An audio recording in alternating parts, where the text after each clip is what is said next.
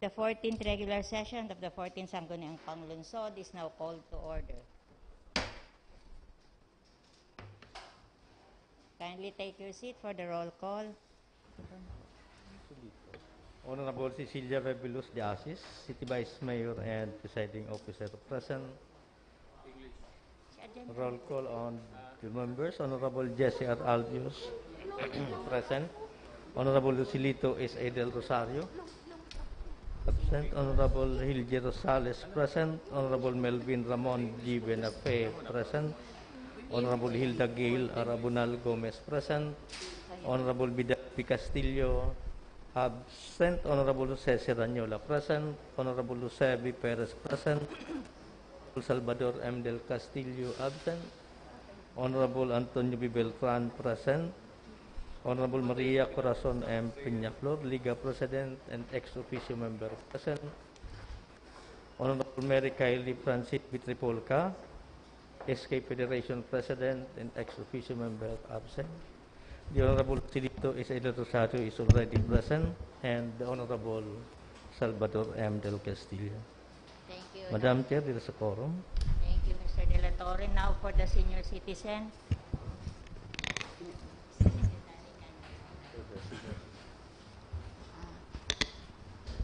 Roll call for 2022 senior citizen Sangguniang Panlungsod. Honorable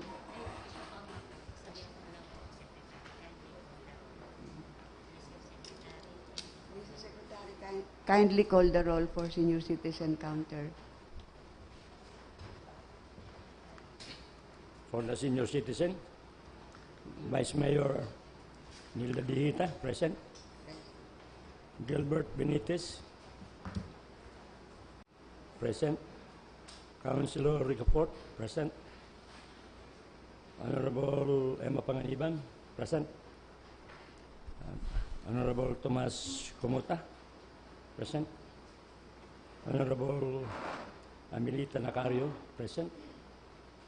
Honorable Corazon Milano, present. Honorable Celso Julia Jr., a senior, present.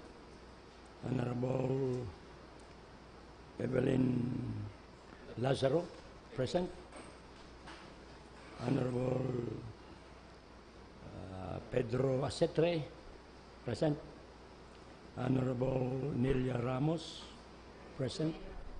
Romero, present. Romero. Honorable Noemi Aliñante, present. Honorable Elsa Pedraza, present.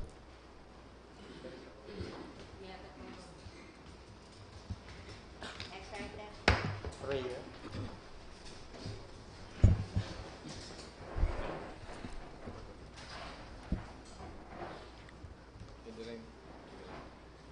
Sangguniang prayer. In the name of the Father, the Son, and the Holy Spirit. Amen. Dear Lord, as we deliberate in today's session, give us the wisdom to overcome passion. Give us that understanding heart to do away with prejudice. Give us the foresight to know what the future may devise. Give us the courage and strength to seek the truth and what is good. Give us the facility of language that we may be understood. And finally, our Lord, make us worthy public servants of this city. We deeply love and highly honor Naga City, the heart of Bicol. Amen. In the name of the Father, Son, and the Holy Spirit. Pambansang awit.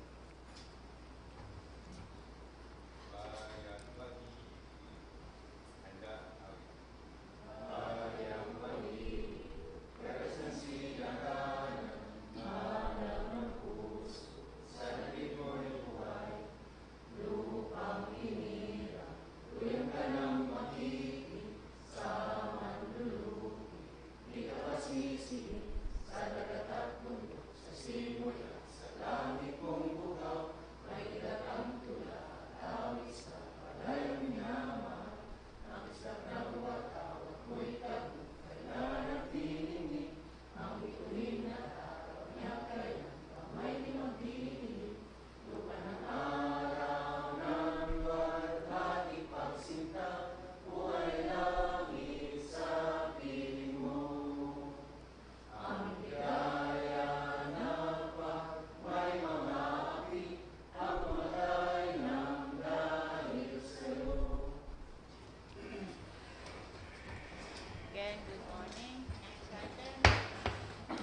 privilege time. Anybody who'd like to avail of the privilege time? Honorable Gilda Gail Abuna Gomez, please acknowledge.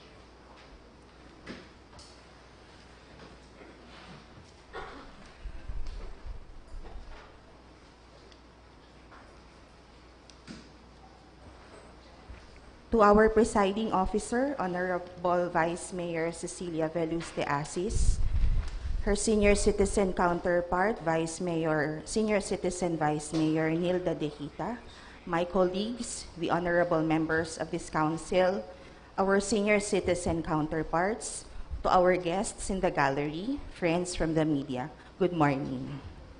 Through Proclamation Number 452 Series of 1994, by then President Fidel V. Ramos, the second week of October of every year is declared as National Mental Health Week. Yesterday, October 10, was Mental Health Day. Let me start with some good news.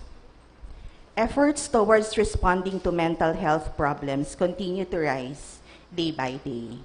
There is already a mental health crisis hotline that is available through the National Center for Mental Health. There is an increasing number of mental health clinics and providers. More and more schools provide mental health services to their students and companies to their employees. Through the efforts of the World Health Organization and the Department of Health, barangay health workers and medical personnel have been trained on the Mental Health Gap Action Program that upscales services provided for individuals with mental, neurological, and substance use disorders. Some LGU's community-based drug rehabilitation personnel began to provide not only substance use, but also mental health services, especially at the height of the pandemic.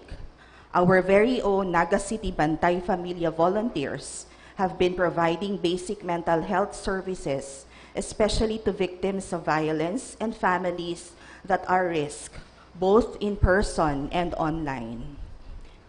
But now the bad news. There are still a bountiful 3.6 million Filipinos having a mental, neurological, or substance use disorder, with the Philippines at the third highest rate in Western Pacific.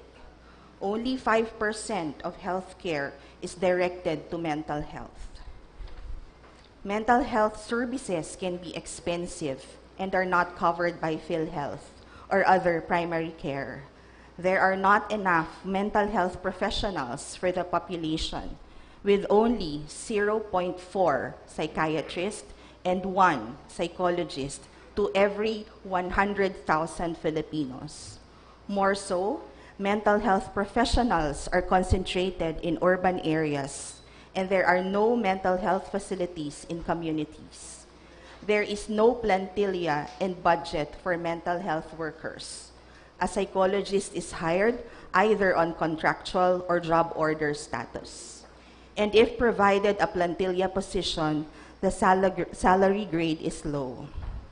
There is a need to take on a public perspective to mental health, one that involves a population approach involving a continuum of care from prevention of mental disorders and promotion of mental well-being, including those recovering from mental disorders. Mental health services must be available in communities as primary care, with community-based mental health facilities and serviced in hospitals and other health facilities. The workplace must be able to institute policies and programs to promote mental health and offer support for employees with mental health condition through treatment and psychosocial support. Schools could integrate in their curriculum not only the understanding of mental health disorders, but more on the promotion of resilience skills among its students and teachers as well. All public and private schools need to have a complement of mental health professionals. There is still so much to be done on the local level. Private clinics and centers, and even our barangay health units, endlessly receive individuals with mental health concerns, mostly people suffering from anxiety and depression. We regularly hear stories of people taking their own lives for the lack of coping mechanisms to deal with their concerns, and for not and Honorable Sunny Ranyola. This resolution requests the City Mayor to now appoint members of the Naga City Health Advisory Board as compliance to Ordinance Number 2021-028, the Naga City Mental Health Care Ordinance. The said advisory board will keep the ball rolling in the talks of mental health in the city, and institute mental health services and related activities to achieve the purpose. I reiterate that no one should be left behind. After all, mental health is a basic human right. Thank you, and once again, good morning. Thank you, Honorable Gomez. Anybody else? Honorable Corazon Peñaflor, please recognize. We acknowledge the presence of Honorable Vidal Castillo and Honorable Mary Gadri Fulca, and also the Senior Citizen City Mayor, Honorable Jose Binancio Severo.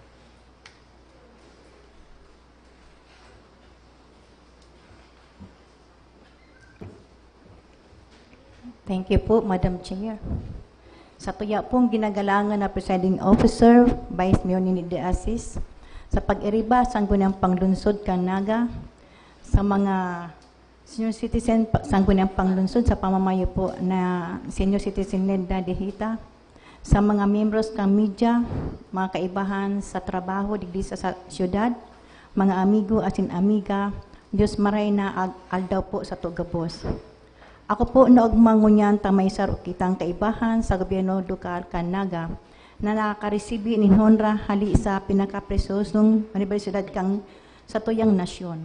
Si Mr. Paul John Barosa, ang sekretary kan sa tuyang maygos na alkalde na Luzon Legasyon as Department Head kang Persons with Disability Affairs Office. Pinagbisto na distinguished alumnus ho Local Government Administration kang University of the Philippines kanakaaging Sabado, Oktubre 8, 2022, katakod kang 104th Loyalty Day kang nasabing eskwelahan. Ang nasabing award, reflection kang higos asintibay ni Sir PJ. Bistado tawa siya, bako lang siyang nakakatabang sa ehekutibo, kundi minsan sa tuya mana napapakisuyang digdi Sangguniang Panlungsod. Asin dedikado sa iyang trabaho na paurugon ang progreso ka Naga. Bako lang personal na akomplemento ang sa iyang nagono. Tigdaran niya ang pangarang kang Naga sa UP, puumpakan siya estudyante. Duman na sarong eskolar kang syudad hasta ngunyan na siya saro na sa mga bistado asin matibay na alumni kang universidad. Tigpahiling niya sa intirong nasyon na marhay ang Naga, na ang gabos na tao digdi, ngalunaan mga PWD, basta naghihinguwa, mamaray na direksyon asin bisyon. Dangan may pagtubod sa sadiri asin sa Diyos, igwaning maabot sa buhay. Ninhuli ka ini, sa iyang mga pinahiling na magayo na hemplo sa mga ordinaryong Nagenyo, lalo na sa mga PWD, dangan sa iyang naguno na pagbisto hali sa presyosong Universidad kang Pilipinas, ang sa kuyang opinyon, minadapat na taman recognition si Sir PJ. Ipahiling taman sa iya asin sa interong Naga, lalo na sa mga PWD, ang Sangguniang Panlungsod, tataong umaws kan mga maray nindang gibo, asin naabot sa buhay. With this, Madam Chair, may move that the resolution be passed in today's session, congratulating and commending Mr. Paul John F. Barosa, Secretary to the Mayor, and PDAW, Department Head, for his exemplary service with the City Government of Naga, and his recent achievement being held as University of the Philippines, Los Baños, 2022 Distinguished Alumnus Awardee for Local Government Administration. Mabantog manlugod ang kahangaangang istorya ni Sir PG Barosa, dagan sana pangarugan ang sa iyang higos asintibay, kan sa tuyang mga pag-iriba sa opisina, kan sa tuyang mga namamanwaan kang Naga. Diyos mabalos po. Thank you, Honorable Peñaflor. Anybody else from the regular member want to avail of the privileged time? None. Orders, Honorable Del Rosario. You are recognized.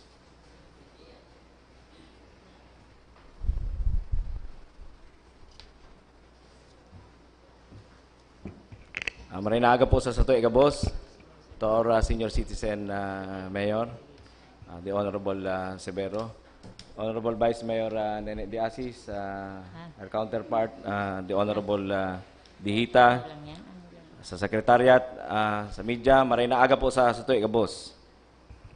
The act of volunteerism goes to the heart of being a Filipino, as reflected in the time-honored tradition of bayanihan in the Philippines.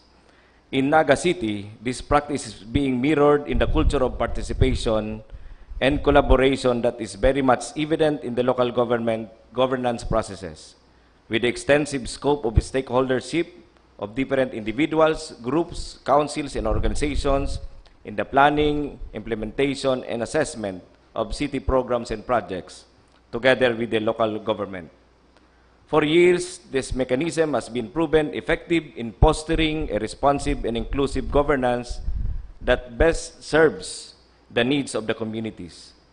With the emergence of the COVID-19 pandemic, more needs and concerns surface in the different sectors as the pandemic apparently caused more gaps in the efficient and effective conduct and implementation of varied programs. In the education sector, for one, Madam Chair, the sudden shift in the medium of instruction all the more widened the disparity for quality learning of the students.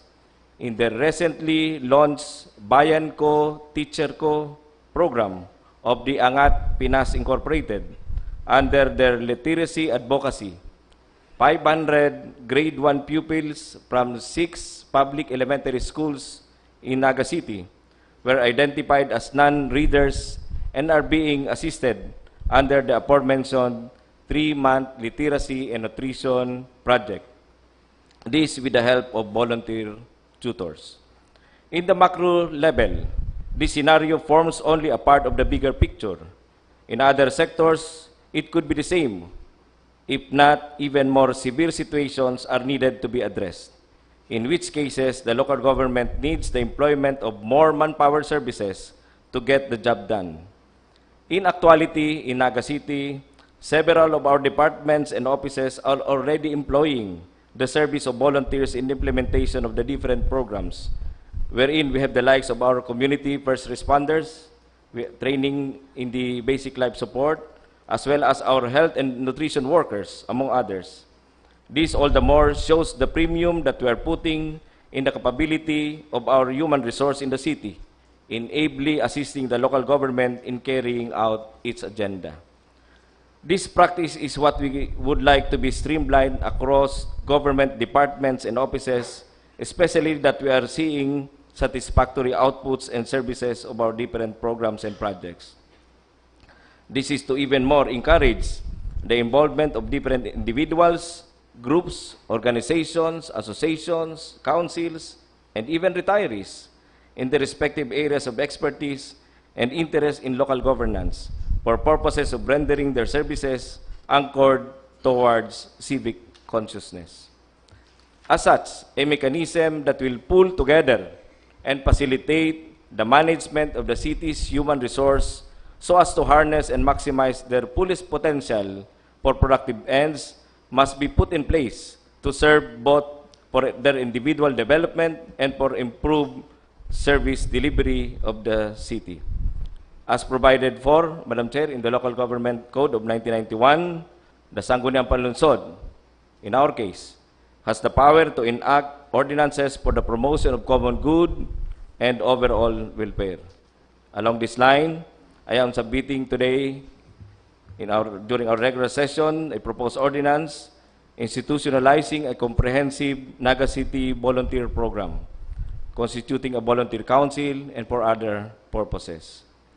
We have existing laws and issuances that also reflect the sentiments of highlighting volunteerism in the country. Mabuhay po ang mga volunteers kanaga, kamo po ang saro sa mga kusog kang sa tuya pong syudad. Diyos maray na aga po sa tuya gabos. Diyos maray nga aga sa imo, Honorable Del Rosario, and thank. Anybody else from the regular members? None. For the senior citizen.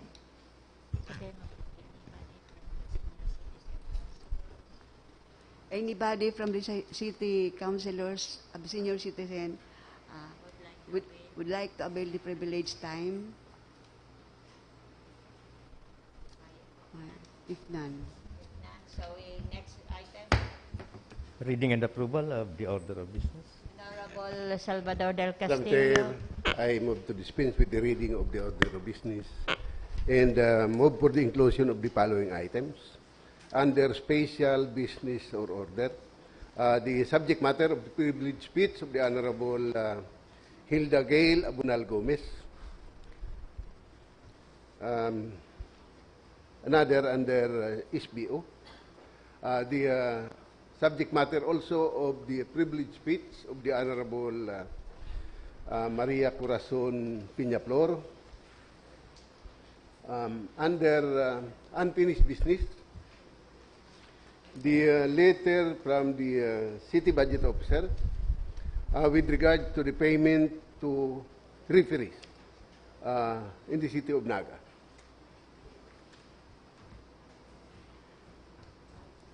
Still under unfinished business, Madam Chair, the committee report of the Committee on Appropriations,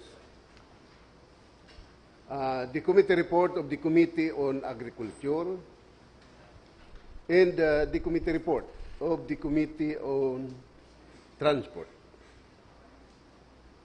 Privilege speech of the Honorable Joselito de Rosario, the proposed ordinance institutionalizing a comprehensive Naga City volunteer program. And last, under new business, the letter coming from Attorney Ulaya of the Legazpi Extension Office of the Securities and Exchange Commission requesting for assistance addressed to the Honorable Mayor and the Honorable Vice Mayor through the Honorable Hilda Gail Abunal Gomez. And for the information of the body, Madam Chair, recently we are advised that the City of Naga was a recipient of an award from the Philippine Statistics Authority at second place on the so-called extra large category. Super large category during the celebration of the Philippine Statistics Authority. The City of Naga garnered second place. So if the body will agree, I move that we include the passage of a resolution congratulating the City Local Civil Registry Office for that accomplishment, bringing to light the capability of the City Government of Naga. So I'm asking my colleagues whether you will agree that we include that in today's regular session. Does other members have agreed to the proposal? So with that, Madam Chair, I move that we also include that a resolution, passage of a resolution Item on that number effect 3. under special business or order. Item number 3. So with the inclusion, Madam Chair, Honorable Del Rosario, any inclusion to the agenda? With the approval of the chair of the Committee on Rules, may I also suggest that we pass a resolution expressing our deep condolences to the bereaved family of Anjo Santos, an extant advocate of the LGBT And former SK chairman. and former SK chairman of Bagong Bayan. Bagong Bayan Norte. Thank you. resolution of condolence, Madam Chair, to the bereaved family of the late ISKI Chairman Feliciano Santos Jr. Gus Jr. under special business order. So with inclusion, Madam Chair, I move for the approval of the order of business. Any second? Okay. The agenda with the following inclusions is approved. Next item. Order of business, reading and approval of the minutes of the previous session. Honorable Del Castillo. Madam Chair, I move to dispense with the reading of the minutes of the 11th regular session of the 14th Sangguniang Panlungsod and move for its approval. Any second? Okay, approve as seconded. Next item. Special business or order, the subject matter of the privileged speech of the Honorable Gomez. Honorable Gomez.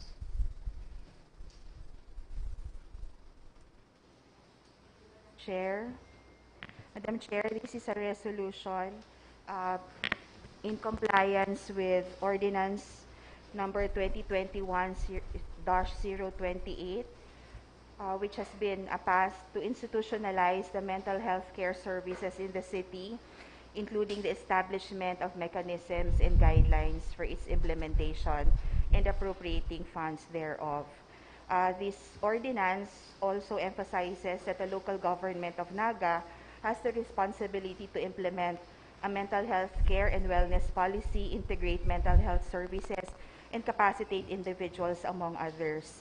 The same ordinance institutes the Naga City Mental Health Care Services as a program.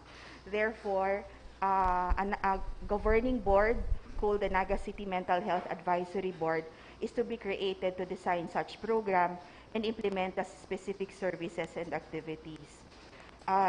The members of this advisory board, based on the ordinance, Madam Chair, shall be appointed by the City Mayor. Thus, this resolution, so I move for the passage of which requesting the City Mayor to appoint members to the Naga City Mental Health Advisory Board as compliance with Ordinance number 2021-028, otherwise known as the Mental Health Care Ordinance. So I move, Madam Chair. Any second? Yes, approve. Next item. The subject matter of the privileged speech of the Honorable Maria Corazon Peñaflor. Honorable Peñaflor. Thank you, Madam Chair. Resolution congratulating, commending Paul John F. Barosa, Secretary to the Mayor and PDAO Department Head, for his exemplary service to the City Government of Naga, for his achievement of receiving the University of the Philippines Los Baños 2022 Distinguished Alumnus Award for Local Government Administration. Whereas, despite his born disability, Paul John F. Barosa persevered to earn his baccalaureate degree of Bachelor of Science in Economics and Management of the University of the Philippines in Los Baños and graduated therein as magna cum laude. Whereas sa Pasahon si pinakaano. Motion that we approve the. Okay, sorry. I therefore move. I therefore move to pass the resolution. Any second to the motion? Approve. Next item. The proposed resolution congratulating the City Local Civil Registry Office. On joint and collective motion, approve. Next item. The proposed resolution of On joint and condolences collective to motion. Panjo On joint and San. collective motion, approve. Next item. Unfinished business, the committee report of the Committee on Health and Nutrition. Honorable Ranyola, Chair of the Committee on Health and Nutrition, you are recognized to render the report.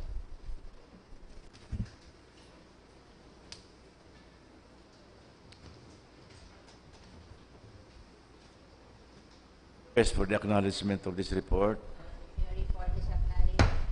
This is the report on Committee on Health and Nutrition, last 14/2022. Madam Chair, there was no quorum, so may I move to convert this session of this 14th Sangguniang Panlungsod into a committee of the whole. The Sangguniang Panlungsod is now converted as a committee of the whole. And there's only one addendum discussed, the first endorsement dated August 26, 2022 of His Honor, the City Mayor, requesting for the authority to enter into a memorandum of agreement between the Philippine Band of Mercy and the City Government of Naga relative to partnership pertaining to cleft care program. The proposed agreement were discussed very well by the members of the committee, including the guests like the chief of the Naga City Hospital, Dr. Sanchez, and have arrived to the conclusion that may I go to the disposition, Madam Chair? You may proceed. On motion of Honorable Jesse R. Albios, seconded by Honorable P.B. Doris Dayan Lee and Senior Citizen Honorable Celso Julia Sr., the committee resolved to recommend to the Sangguniang Panlungsod to pass a resolution authorizing His Honor, the City Mayor, to enter into a memorandum of understanding with the Philippine Band of Mercy and the City Government of Naga relative to the partnership pertaining to cleft care program, subject to the ratification of Sangguniang Panlungsod. I so move, Madam Chair. Any second? Can you approve? That ends my report. Thank you and good morning. Thank you, Honorable Ranyola. Next item. The letter dated October 7, 2022 of Attorney Armin Alain B. Gomez, City Legal Office, requesting for ratification of the compromise agreement and judgment based on the compromise agreement in the special civil action number 2020-0095 for expropriation of Ornilio property.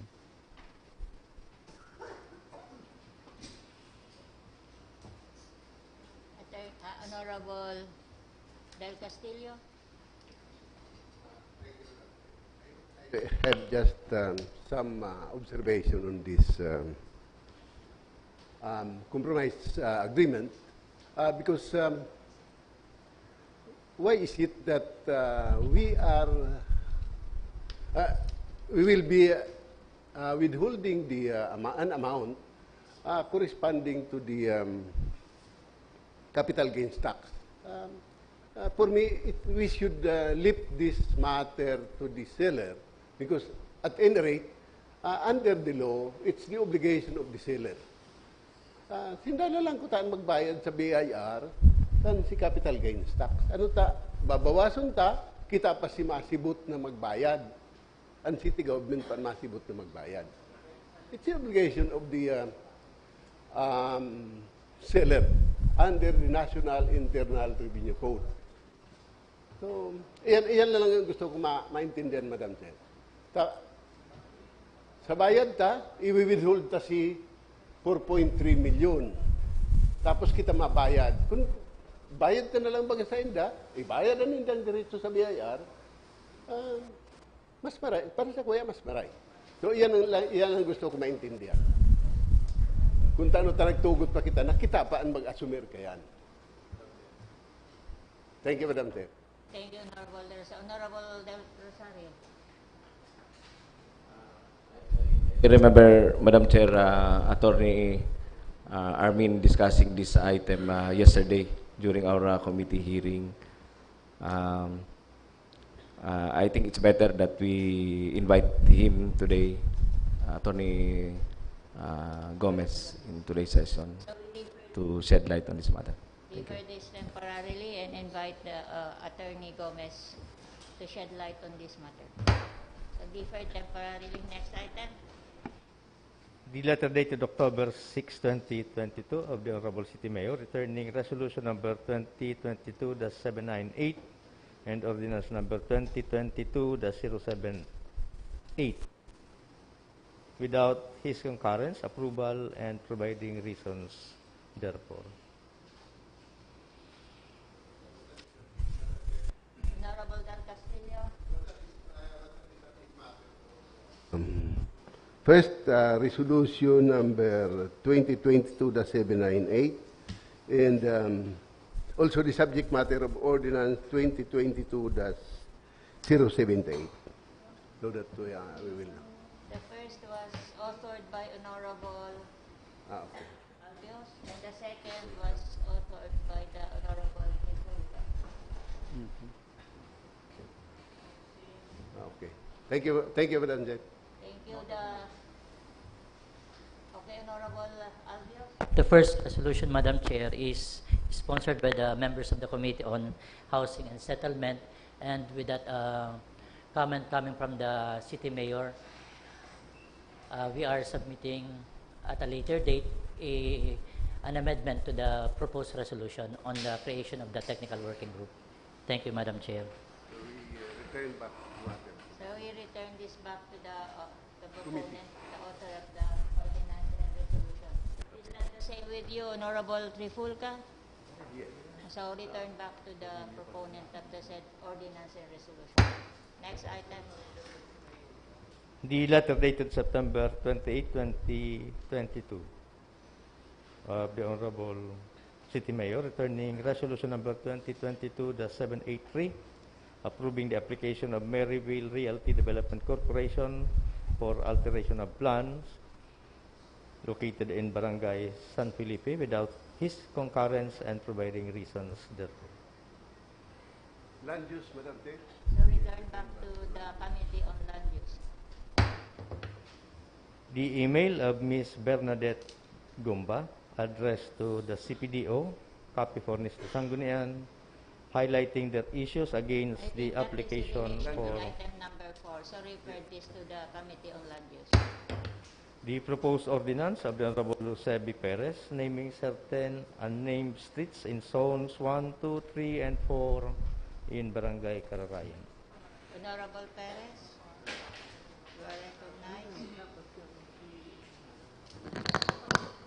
Thank you, Madam Chair.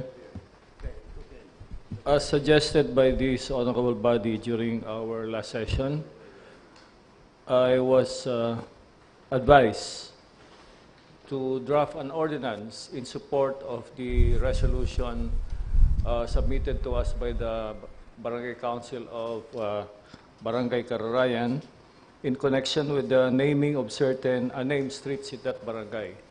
And so I did. I submitted an ordinance, and I hope that such ordinance is now compliant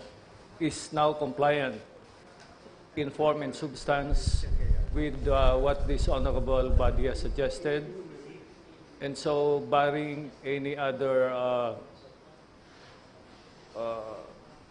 problem as regards the necessity of an ordinance, I would like to move for approval of such ordinance, in as such as the ordinance is simply an endorsement of the said resolution, which I have transformed into the ordinance that is required so that such resolution would come into effect. Isn't the public hearing required for this kind of purpose? Honorable Del Castillo, comment? Yes, Madam Chair. I'm not Public hearing. objecting to this ordinance, but I just noticed that the names of those streets are not enumerated in the ordinance. It should be enumerated, Madam Chair, the meet and bound, the beginning of the street, the end of the street, and the name. I understand that there are certain punong barangays who already departed, which are to be used as name of the street in our barangay. But it should be specifically enumerated, Madam Chair, because the power of the barangay is just recommendatory in nature. And it is the Sangguniang Panlungsod who has the power to name streets within the city. So my suggestion, Madam Chair, is that all the streets being named should be enumerated in the start and end of that particular street. It was not stated in the proposed ordinance. So, the names of those streets are indicated in the map attached to the resolution and henceforth to the ordinance, which forms part of the ordinance. Pig-ako po ninda na masakiton ang pag-indicate. Naka-attach sa original resolution. yes, Madam Chair. Naka-mention po dyan sa ordinance ko na itong pig-attach naman sa resolution also forms part of this ordinance for clarity. Tayaan po duman na But that should be stated in your resolution. It is in the resolution, ay in that ordinance. Paki-scroll po. Ito. Yaon duman sa whereas kaya nakalagay. Yan, yaon dyan. Paki-taas po. Paki-baba. I mean. Dapat nakakuyan. Paki-ano pa po? Pero ang ano po, itong mga pangarangang streets, naka-sketch po na parte, pig-adapt ko man na parte kay niyong ordinance because it was attached duman sa resolution ninda.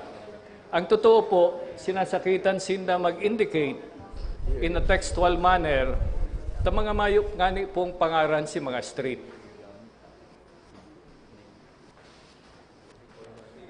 Paano mo ipangaran ng Jose Perez? Paano mo mai-describe na iniduman sa street na ito, na ito nga ng street na ito, mayong pangaran?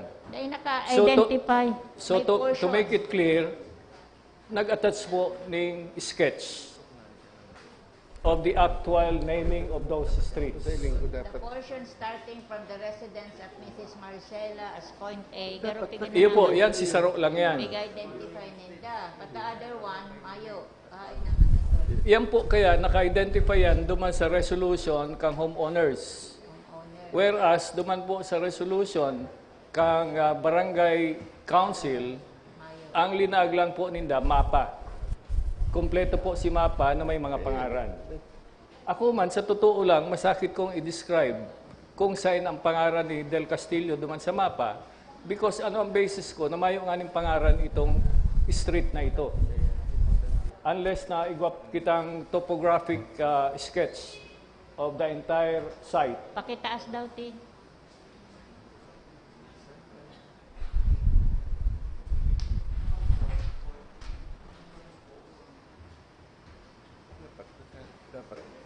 Baba, itong definition, itong mga ano, may ibang naka-attach na map. May naka-attach na map.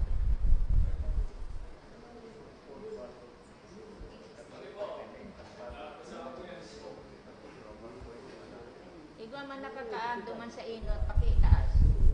Ay na ito. Duman sa explanation, Gary. Diyan sa scope, the named streets in zones 1, 2, 3, and 4 of Barangay Cararayan are so named respectively in honor of the deceased punong barangay of Barangay Cararayan as indicated in the attached aforementioned complete map of the affected area, with the rest of the streets given other names as presented in another attached map, which also forms part of this ordinance, in accordance with the rules and guidelines set forth by the National Historical Commission of the Philippines. But if it would convenience this body na ilaag talaga textually diyan sa ordinance, I'm willing to do it in with the assistance of the Barangay Council. Madam Chair, actually, that's my point. That a particular section in the ordinance should enumerate the names of the street together with the point beginning and up to what point, so that it would be clear to everybody. Because in this proposed, in this draft, data aram si mga arena kalye siya located siya. Halimbawa, sa Zone 1 kang Cararayan, uya si mga pigangaranan ng mga kalye. Juan de la Cruz from Main Road up to Kunwat Point. So that's what I'm saying, Madam Chair. So that it would be clear to everybody na makakabasa kan si ordinance kung yaon saan siya located. That's why I'm saying that I'm not objecting, but I'm just suggesting na dapat arog kayan si maging format sa ordinance mismo. Thank you, Honorable Del Castillo. I think the Honorable Perez is agreeable to present it to the next session. In another form, as suggested by the Honorable... So we refer this back to you, Honorable Perez? Yes. Refer it back to the proponent. Thank you very much, Madam Chair. Thank you, Madam Chair. Next item. The letter dated October 3, 2022 of the Honorable Eduardo Blanca Flor, member of the Sangguniang Barangay of Tinago, following up the resolution number 95-21 asserting their claim over a larger portion of Corridor Street Was this as referred being to part the of Committee on Barangay Affairs? Barangay So Tinago. was this referred to Honorable Rosales? Do you know anything about this? Kaano tayaon siya sa finished business? Madam Chair, sa settlement po kan barangay disputes, the procedure is provided under Rule 3 of the IRR of the Local Government Code. Nakalag po naman ang mga required documents. Upon perusal of the complaint or resolution or petition of Barangay Tinago, may mga kulang pa po na documents as required mat po sa implementing rules and regulations such as barangay map certified by the Land Management Bureau, technical description of the barangays concerned, the written certification of the city assessor as to the territorial jurisdiction over the disputed area according to the records in custody. So may mga lista po duman kang mga required documents na ipasa sa Sangguniang Panlungsod so that the Sanggunian can appropriately take cognizance of the matter. So we refer this to the Committee on Barangay Affairs? I think, Madam Chair, Na-discuss na ba ito? we should first request them to complete the documents required under the Local Government Code. Yaon po, Madam Chair, sa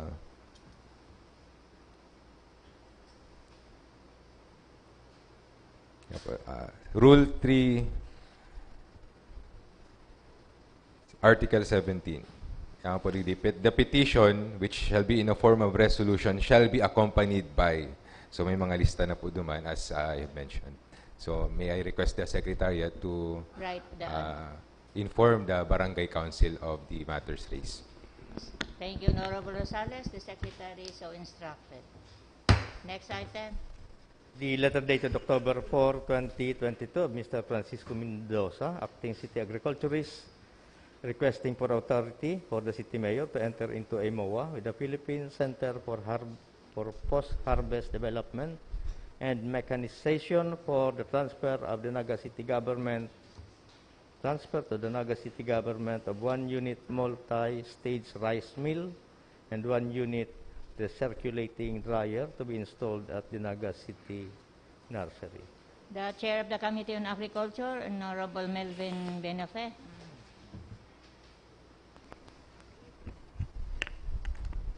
Thank you, Madam Chair.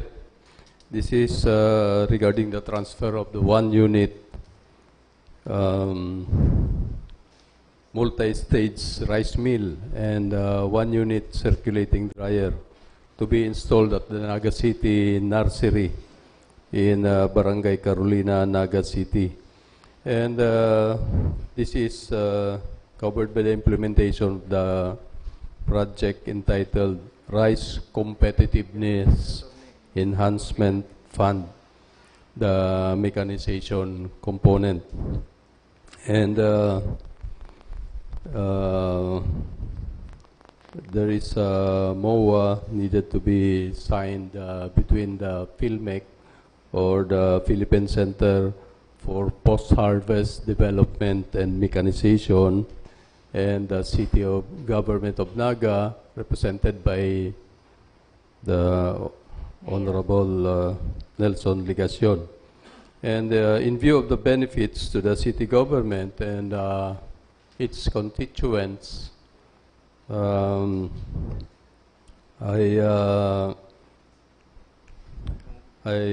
move for the approval or the authority. But Madam Chair, with consideration by our Chairman Committee on Rules Transfer and the Chairman, I request for the transfer of this item to the special business or order. Honorable Del Castillo. To No, transfer then as this, Madam unfinished Chair, business because eh. it is already under unfinished business. Under unfinished business. So we can already act on the passage of that particular So resolution. you just move for the approval. Yes. Thank you, Madam Chair. In this regard, I move for the approval of a resolution authorizing the city mayor to enter into a memorandum of agreement with the Philippine Center for Post-Harvest Development and Mechanization for the transfer to Naga City Government of 1 unit multi-stage rice mill and 1 unit circulating dryer to be installed at the Naga City Nursery in Barangay Carolina, Naga City. And I so move, Madam Chair. Any second? No, seconded. Approved. Next item. The letter dated October 6, 2022 of Engineer Rolly Campillos of its SDO submitting the sketch subdivision plan of Hernandez Compound.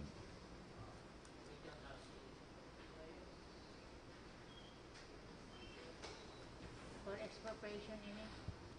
Committee on Housing. Honorable Rosales. Yes, Madam Chair, this is pending with the Committee on Housing.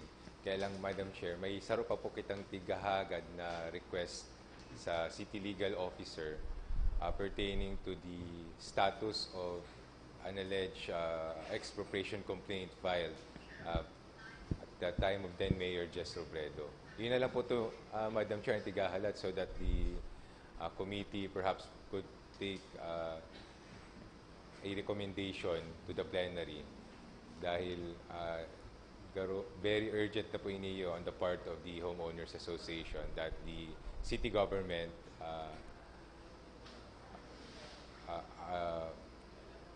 offer to buy the property as a requirement for the expropriation complaint. So, Madam Chair, may I request that the Secretariat write the City Legal Office to follow up on such request. So the City Secretary is instructed to write the City Legal Office. And it is pending with the Committee on Land Use? Committee on Housing. So return back to the Committee on Housing with instruction to the Secretary to write the City Legal Office for the needed additional information? Additional documents. Thank you. Next The item. proposed resolution of the Honorable Mary Haile Francine B. Tripolca urging the observance and implementation of DepEd Memo Number 32 concerning all basic and secondary education institutions under the administration and supervision of the Department of Education Schools Division of the city. Before that, garo may nagre-raise ning hand sa audience. May we know ano sila? Honorable Albios?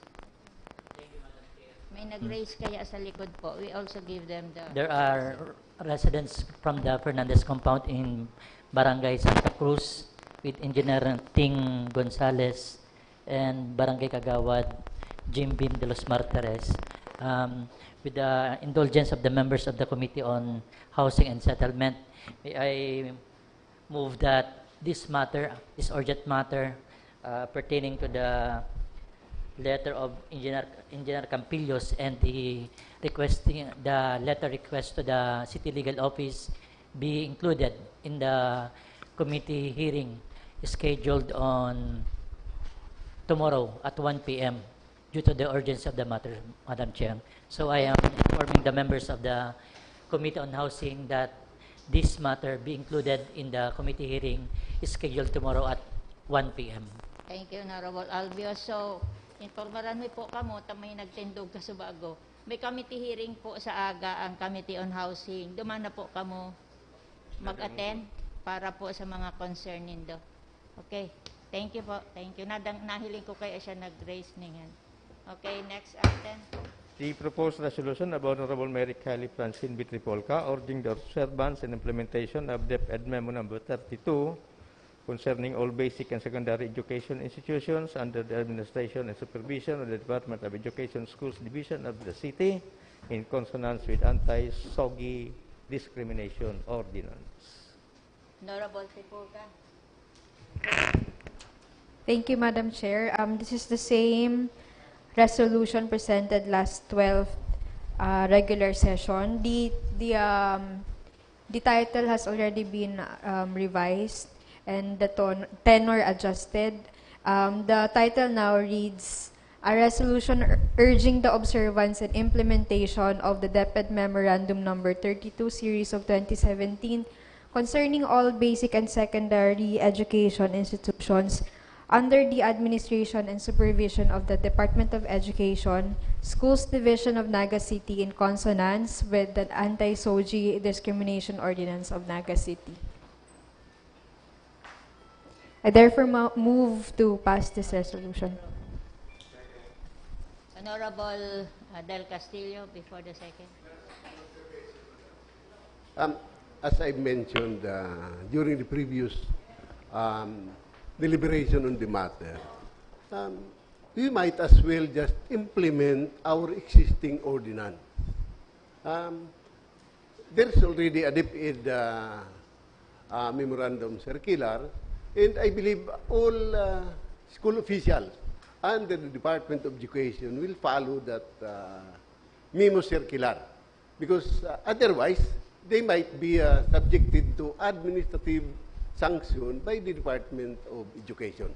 And secondly, Madam Chair, there are provisions in our existing ordinance on the subject. So we might as well just call the attention of all school administrators under the Department of Education to implement the two issuances.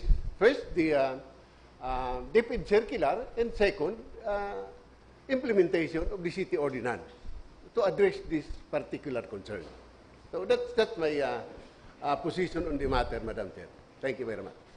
Thank you, Honorable Del Castillo. That's the pleasure, Madam Chair, of this resolution. That's why I will still insist that this resolution be passed, because despite our ordinance po, there are still emerging cases of violations of the said memorandum from the DepEd. I am thinking of another word besides urging. Imploring. Iba kaya ang dating kang urging sa... But if we implore, pero mas powerful, diba? Mas subtle. Pero that's the recommendation of the Honorable Kylie Tripulca. Okay, the comment of the Honorable Del Castillo is well taken. But since there's a motion, was it seconded? Any second to the motion of the Honorable Kylie Tripulca? Attorney Rosales seconded. Attorney Rosales, you seconded to the... So there was a second. And there was, is that a negative reaction, Honorable Del Castillo? That's why, it's a negative. So there was an objection, so, okay, Honorable Del Rosario? If I may suggest to the Honorable Tipulca to heed the suggestion of the Vice Mayor to reward the title a resolution imploring observance of DepEd Memorandum 32, so as to avoid the division of the House. Kung okay sa imo, kasi pag nag-division of the House kita, pangit sa resolution na nag-division of the House. Yes po. I'm amenable to the suggestion of the Vice Mayor. Garo positive ang dating kesa kang ino-urge mo sinda. Ang gustong sabihin, dahil talaga ninda ginigibo. Pero pag i-implore mo lang sinda, pero pinapakiulayan mo na magsunod duman sa pig-pigo-utubda. Are you still objecting to the motion, Honorable Del Castillo, because the Honorable Del Rosario is asking that we pass this on a positive motion? So this was already seconded. Honorable Perez? So we don't go to the division of the House. Tagaro.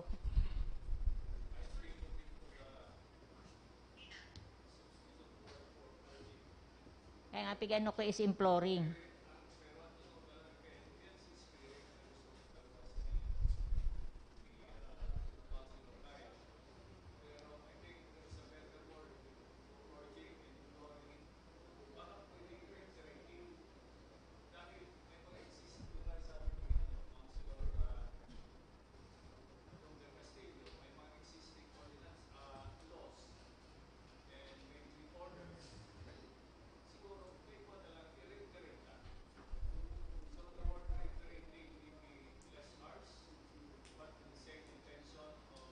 ko yan, si original. That was the original. That was the original. I think, if I'm right. If I'm right, Honorable Gail, you Yes. can... Yes, Madam Chair, the initial ordinance Was used the word reiterating. reiterate. Dahil nga ni, ka-employer. Ang reiterating kaya, gusto garo sa kodeng urgent, garo pinapaano mo sa inda, na dahil sinda nagsunod o nagtubod. Pero pag i-implore ta, ang gustong sabihin, nakikiulay kita na to look into the ordinance. Garo iyo yan. Implore kaya is garo mas, para sa ko, mas positive. Ang gustong sabihin, dahil siguro nalingaw lang ninda, na dahil ninda pigi-implement, but, so, dahil kung gayo, So, Honorable, because there was an objection from the Honorable Del Castillo, but the Honorable Del Rosario is imploring the Honorable Del Castillo na kung pwede, because we have changed the words to urging from imploring, making it a positive impact on the words. May I ask the Honorable Del Castillo, do you still stand so I can call for the division of the House? Pero kaya taman lang, pinapakiulayan ta lang. Madam Chair. Honorable Del Castillo. Kasi, for me, DepEd has its own policy when it comes to the administration of education within a specific area, within the campus. Usually, school officials follow the circulars or memo circulars being issued by the Department of Education to the letter. Dahil iba man ang kultura sa DepEd. Pag sinabi kan principal, iyon susog sa regulasyon iniyo, masurunod dyan gabus. In the coupled with the passage of an ordinance, so lalong nagkusog unless may conflict between the circular and the ordinance. Yan ang dapat i-resolve. Pero kung mayroong conflict between the ordinance and the memo circular, what is left is implementation of the two issuances. So that's my stand, Madam Chair. That's why, sa iling ko, dahil nakaipuhan mag-resolution dahil ikuha na existing policy. Garo nagpapagirumdum lang. Garo Maluwas lugod, nagaro na ipigi-implementar kan eskwelahan, si ordinansa kan syudad. Which is iyo nga ni garo si point. I think that was the point of the Honorable Kylie. Tamay nakaabot sa iyang Baka may conflict, Madam Chair, si ordinance saka si memo circular. Iyan ang dapat ang hilingon kung igwa. Okay. Pero kung igwa, Madam Chair, ning conflict si memo circular in the ordinance, ma-prevail si memo circular. Because it is within the campus. May academic freedom baga. Okay, thank you, Honorable Del Castillo. But as one of the authors of the SOGI ordinance, I think during the deliberation, we consulted the DepEd with regards to the SOGI ordinance. I don't know. The Honorable Del Rosario, Kylie, and ako, I am the author of the ordinance. And I think we have consulted with the DepEd. Baka inigaro, because there were instances that reported to the Honorable Kylie. That's why he come up with this resolution. Garo pigaano lang na magpagirumdum na kung pwede mas pasunod sa tuyang ordinance in consonance with their memo circular. There's also a child protection policy of the DepEd na in consonance din with the ordinances we have passed. So, do you still stand for your Honorable Del Rosario? So we go to the division of the House. Those who are in favor of the resolution, proposed resolution by the Honorable Mary Cal Francine B. Trifulca, kindly raise your right hand. The senior citizen can vote. Kabali po kamo sa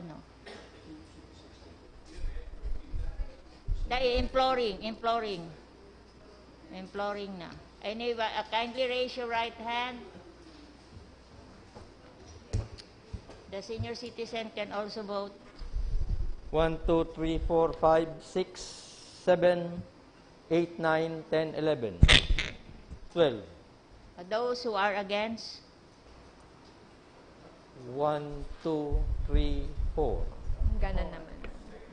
Those who abstain, kindly state your reason for 1, the abstention. 2, 3. Kindly state the reason Sila na for, si- because if you don't have the reason, 12 that for will 3. also mean affirmative. That's included in the rules of procedure. Okay, Honorable Perez, why are you abstaining? 12 for 3. Excuse me. Nag-abstain ako. I'm also in agreement sa prinsipyo na pigpahayag ni Council of Badong del Castillo na with the existence of such ordinance and other laws, baka dahita na kaipuhan yan. On the other hand, besides, mas gusto ko na mas less na pinapakilamanta ang sektor, ang campus, mas maray sa inda. Ngunyan, nag-abstain ako dahil sa kuya mananadangog na igwaning laxity sa pag-implement kaining anti-SOGI discrimination ordinance.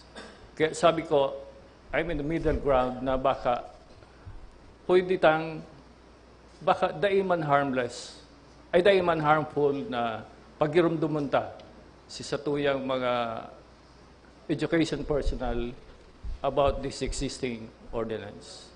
Thank you, Honorable Perez. Honorable Bonal Gomez. Madam Chair, I am not in objection of the proposed resolution. And I also agree with Honorable Del Castillo that there's already the ordinance. What we just need is strong and stable implementation.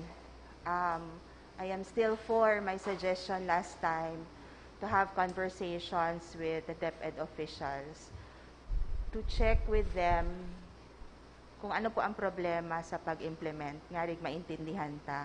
And I have another thought of, and actually I am suggesting this to the authors of the ordinance to make an amendment on the ordinance because the ordinance is lacking of a body which will see through the implementation of the said ordinance. So that is my mind, Madam Chair.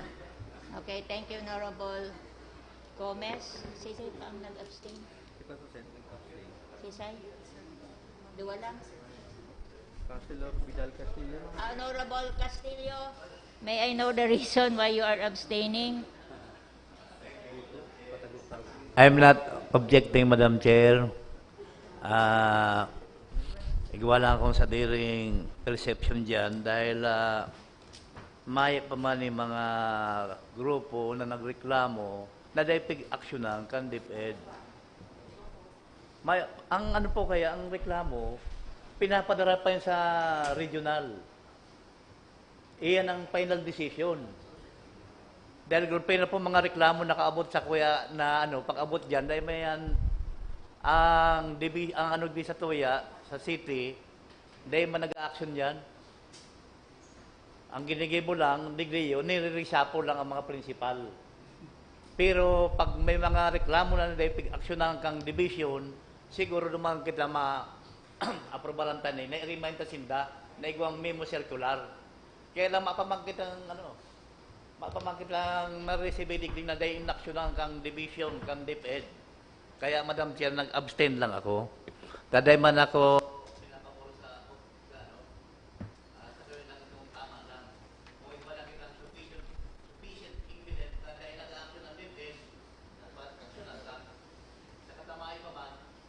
kaya absent mo na si Vidal Castillo. Okay. So majority of the Sangguniang together with the senior counterpart voted affirmative, so the motion is carried. Next item, Honorable Perez. I'm glad na pigpa-explain ako kung paano ako nag-abstain. Pero I just want to be clear. about ano man agad nasa rules ta na kay puan mag-explain pag nag-abstain kita? Nasa ano po yan kang Sangguniang Panlungsod? I don't know. Yeah, yan. We have discussed this. Councilor We have discussed this Vice Mayor's League of the Philippines. Pag nag-abstain na without any reason, that For should be clarity, considered Madam affirmative. Chair, the individual member can explain the basis for favoring, objecting, or abstaining. That depends upon the member of the council. Okay, If the member does not want to explain, it's up to that member of the council. Thank you, Madam. Iyo, dahil si nag-yes tayo mo baga nag-explain. Si Nagno, dahil man. Kami nag-abstain, kami lang big pa-explain. Ano ang kasalan mi? Dahil nga kami nagpili, pa-explain pa. Pigahanap ko po. Yaon po di ang explanation. This was discussed during the Vice Mayor's League of the Philippines meeting, and this is also one of the issue na pigaatubang po kang ibang mga sangguniang bayan and sanggunian din. That was one of the issues. And I think may iba po digding rason. Kaya lang na ipigahanap ko ba. I will just send it to you atong legal opinion kaini together with this. So expect that every time you have an abstention, you have to have a reason why you abstain. You can either say it verbally or you can just keep silent about this. So next item. The letter dated October 10, 2022 from Mr. Francisco Mendoza, City Budget Officer, regarding the payables for officiating during the summer sports activity.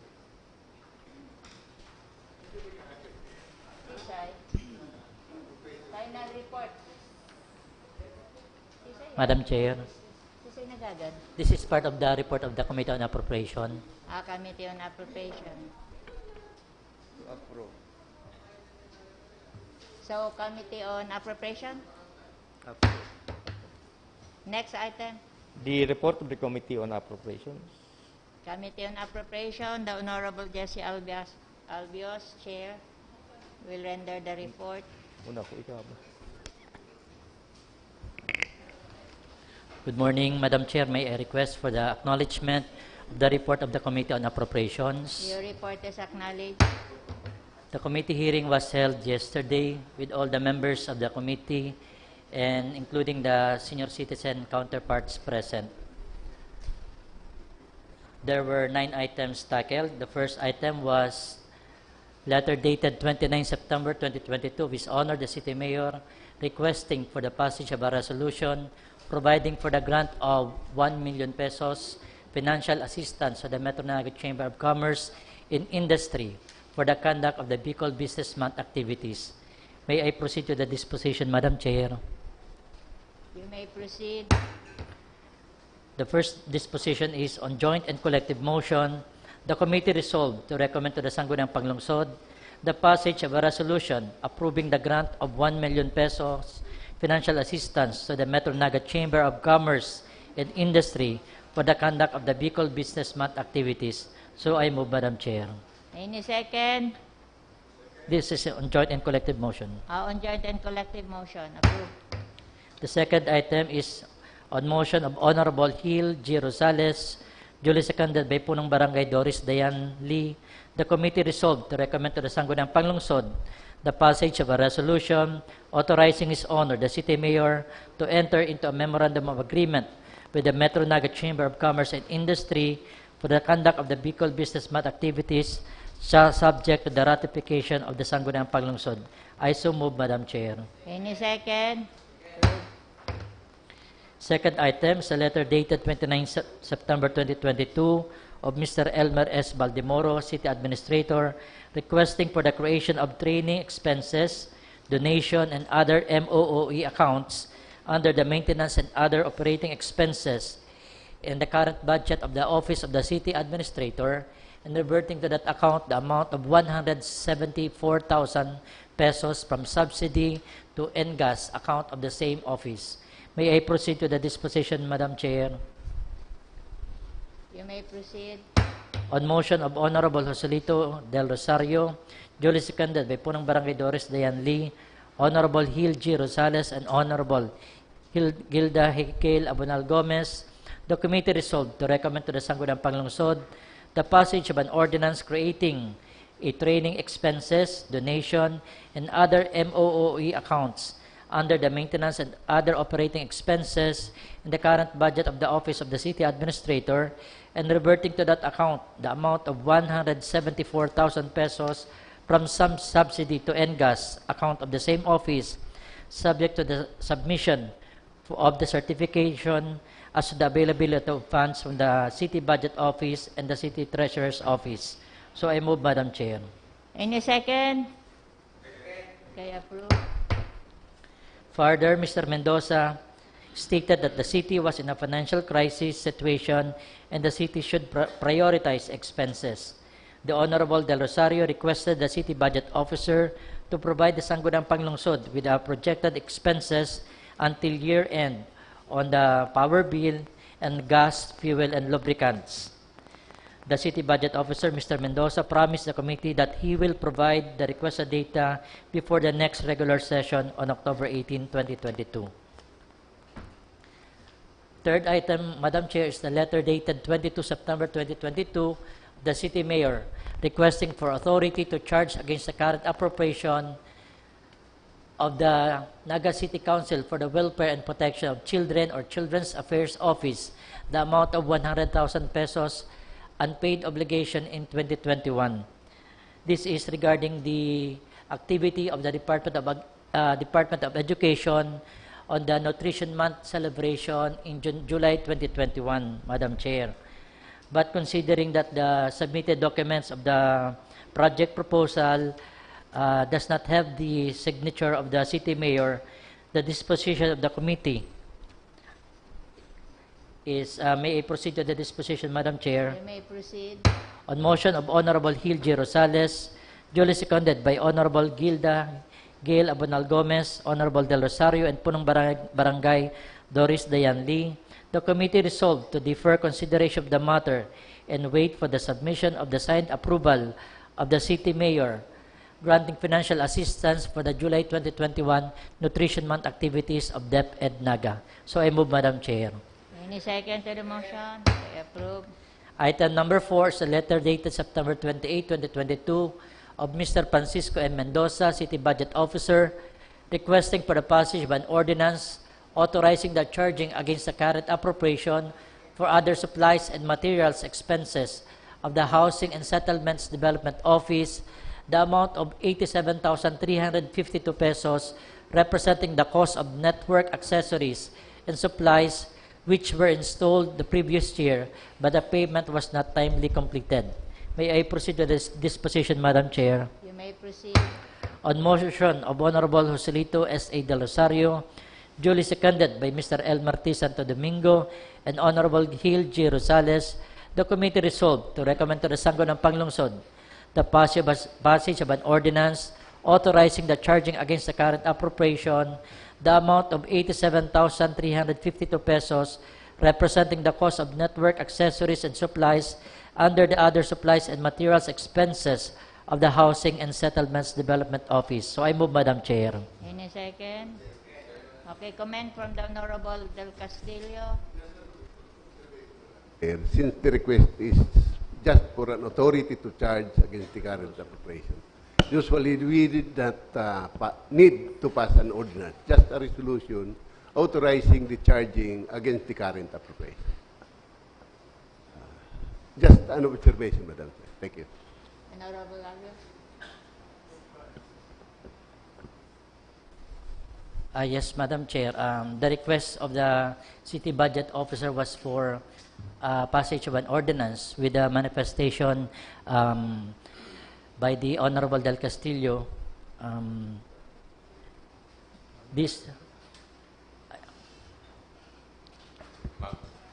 Honorable Rosales. In an earlier committee meeting, we have resolved to henceforth pass ordinances for the charging of Unpaid. prior year's expenditures to the current obligation on the basic precept that a mere resolution cannot authorize an expenditure or charging to our annual budget. So that is why the budget officer had already changed his request from resolutions to the passage of an ordinance. So that's what happened, Madam Chair. Honorable Del Castillo. Of the committee, then I will yield. But I think there should be some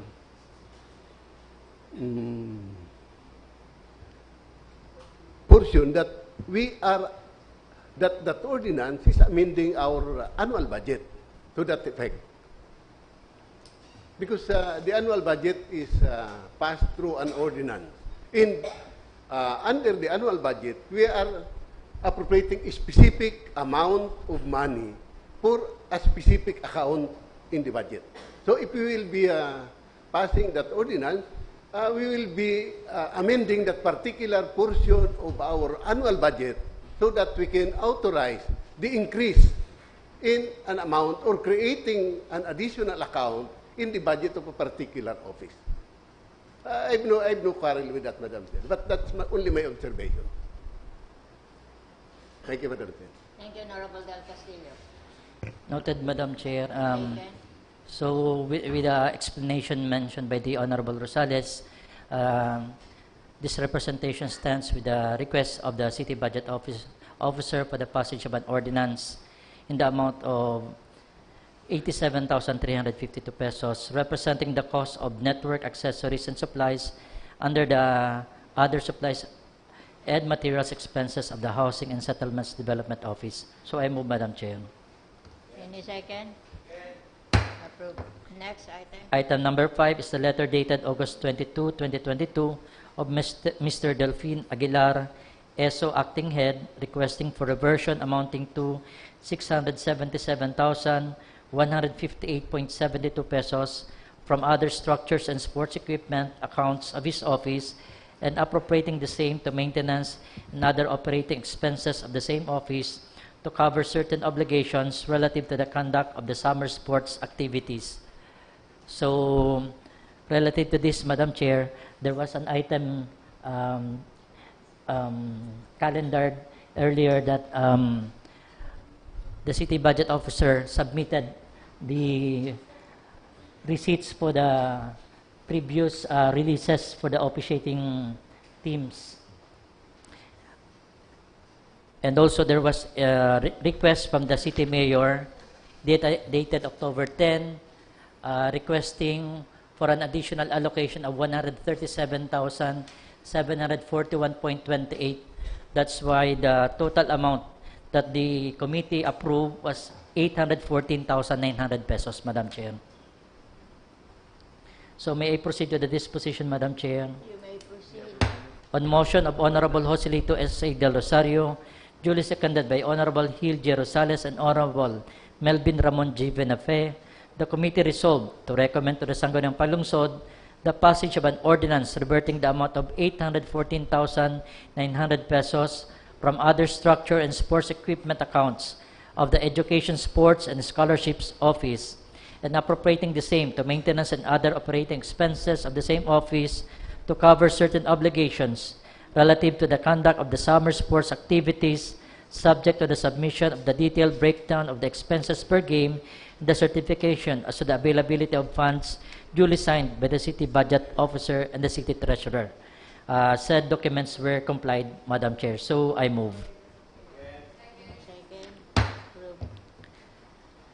Number 6, matters number 6, 7, and 8 were treated simultaneously.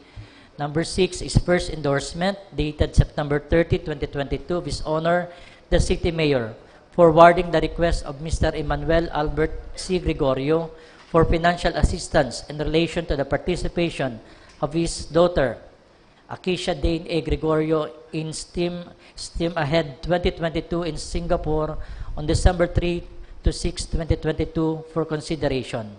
Item number 7 is the first endorsement dated September 29, 2022 with honor the City Mayor forwarding the request of Mrs. Ivy Rose Aquino Brescio for financial assistance in relation to the participation of her son, John Andre A. Brescio, in Vanda Global Finals 2022 in Singapore on December 3 to 6, 2022 for consideration.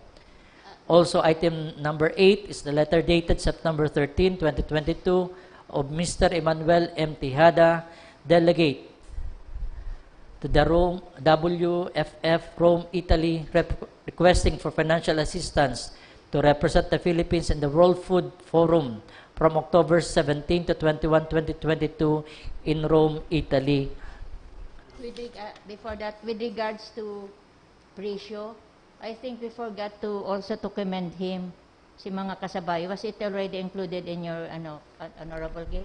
Madam Chair, I'm currently asking the staff to check whether there is a commendation, a resolution of commendation for Brescio. Oo. Sabi kaya kang magaro dahil siya nakabali duman sa mga nataantang commendation. Thank you, Honorable Gail. You may continue, Honorable. Thank you, Madam Chair. There was a lengthy discussion on this matter, considering that the city budget officer has reiterated that the city's budget is almost depleted and there was minimal amount in the donations account of the office of the city mayor. So may I proceed to this disposition, Madam Chair? You may proceed. On motion of Honorable Hildy Rosales, duly seconded by Honorable Hilda Gail R. Abonal Gomez and Mr. Elmer T. Santo Domingo, the committee resolved to return items 6, 7, and 8 to the office of the city mayor for sourcing of funding for such assistance and re-endorse to the committee the recommended amount of assistance and the source of funding. So I move, Madam Chair. Any second? Second disposition, Madam Chair, on motion of Honorable Hildy Rosales, duly seconded by Punong Barangay Doris Dayan Lee, the committee resolved to direct the City Budget Office to submit a report of the available balance of the donations account of the Office of the City Mayor before the regular session on October 11, 2022. And the City Budget Officer submitted a letter dated October 10, 2022, reporting that the balance of the donations account of the City Mayor's Office as of October 10, 2022 amounting to only 28,332 pesos, Madam Chair. So with that, there was a compliance on the request of the Honorable Hil Rosales. So I move, Madam Chair. Any second? Item number 9, Madam Chair, is a proposed resolution amending resolution number 2022-773 to read as a resolution authorizing the city treasurer and the city accountant to disburse the amount of 10,000 pesos as financial assistance to the second runner-up winner of the 53rd celebration of Miss Gay Bicolandia 2022, sponsored by the Chair Army International, thus MGB Incorporated, chargeable against the Peña Francia Festival donations account. May I proceed to the disposition, Madam Chair? You may proceed.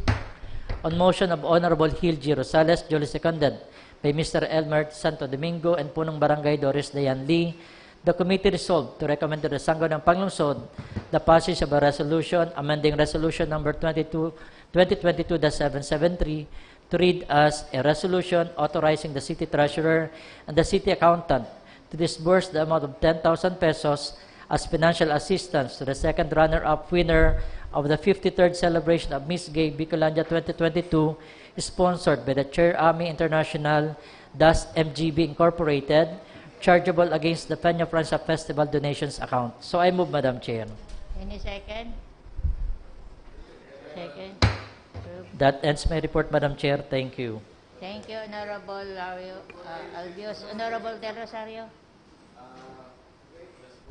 Madam Chair, before we take a break, I'd like to manifest that next session we invite yung EduCare coordinator to give us a rundown of activities for the yung evaluation sa EduCare, Madam Chair. After the break, Madam Chair, after the break, we have Attorney Gomez for the treatment of the item sa during the break ba? Pwede na? Sige. Okay. We take a break, Madam Chair. So, break.